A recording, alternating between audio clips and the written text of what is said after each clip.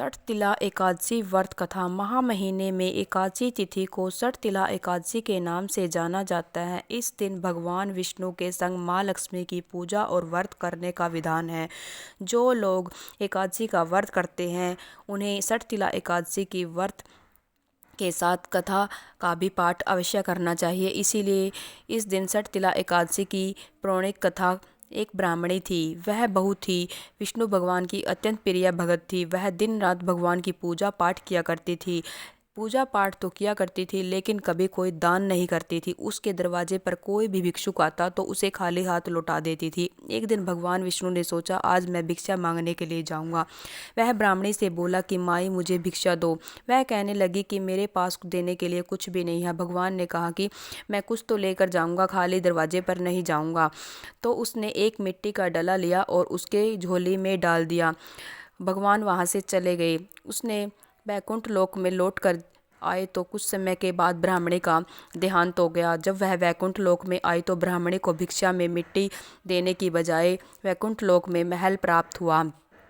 उसने महल में कुछ नहीं पाया, ना ही अन्न धन कुछ भी नहीं मिला। हरि भगवान विष्णु से कहने लगी कि मैंने जीवन में सदा ही आपकी पूजा की है, पूरे विधान से पूजा की है, विधि विधान से आपका सिमरन किया है। मेरे घर में तो कुछ भी नहीं है। भगवान ने उसकी समस्या सुनी तो कहा कि तुम वैकुंठ लोक में देवताओं से मिलकर षठ तिला एकादशी का पूरा वृत्तांत सुनना और दान पुण्य करना और उसका पालन करना। इससे तुम्हारी सारी गलती माफ़ हो जाएगी और तुम्हारी मनोकामना पूर्ण होगी। ब्राह्मणी ने देवियों से षठ तिला एकादशी के व्रत का महत्व सुना और इस व्रत को करने का संकल्प लिया और दान भी करने का संकल्प लिया। यही मान्यता है कि इस दिन जितना तिल का दान करते हैं तो भगवान उन्हें 10 गुना देते हैं और अन्न धन सब कुछ उसका घर भर जाता है।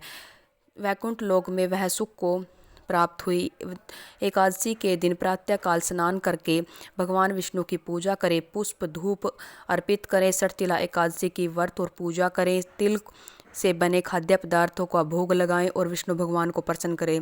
तिल में गाय का घी मिलाकर हवन करें, तिल का दान करें, तिल से स्नान करें, तिल के साथ सभी दान पुण्य करें। इसको व्रत को करने से विष्णु भगवान की आराधना करें। रात्रि में हो सके तो जागरण करें। प्रातः उठकर भगवान विष्णु का तिल से बने मिठाई का भोग लगाएं।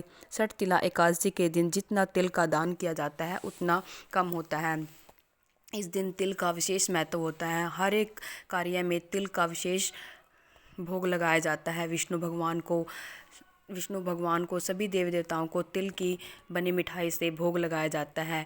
इसीलिए कहा जाता है कि हम पूजा पाठ तो करते हैं, उसके साथ साथ हमें जीवन में कुछ दान पुण्य अवश्य करना चाहिए, क्योंकि जैसा हम कर्म करते हैं वैसे ही हमको उसका फल मिलता है।